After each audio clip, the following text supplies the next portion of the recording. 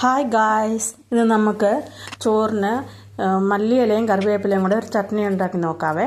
അതിനാവശ്യമായിട്ടുള്ള സാധനങ്ങൾ: ഒരു സ്പൂണോളം ഉഴുന്ന് പരിപ്പ്, ആവശ്യത്തിനനുസരിച്ചുള്ള വറ്റൽമുളക്, ഒരു ചെറിയ കഷ്ണം ഇഞ്ചി, ഒരു ചെറിയ ഒരു ഉരുണ്ട പുളി, തേങ്ങ, ഉപ്പ്, മല്ലിയില, കറിവേപ്പില. ഇത്രയുമാണ് സാധനങ്ങൾ. അതിന് ഒരു ചീനച്ചട്ടി അടുപ്പിലേക്ക് വെച്ച് എണ്ണ ഒഴിച്ച് ചൂടാക്കി ഉഴുന്ന് പരിപ്പും വറ്റൽമുളകും കൂടെ നല്ലപോലെ ചുവക്കനെ ഒന്ന് വറുത്തെടുക്കണം.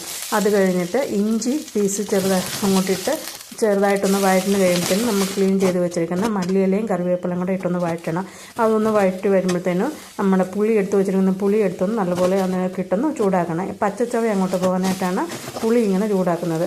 അത് കഴിഞ്ഞ് മിക്സി ഗ്രൈൻഡറിലേക്ക് നമ്മൾ വറുത്ത് വെച്ചിരിക്കുന്ന ഉഴുന്ന് പരിപ്പും വറ്റൽമുളകും ഉപ്പും കൂടെ ചേർത്തൊന്ന് അടിക്കണം.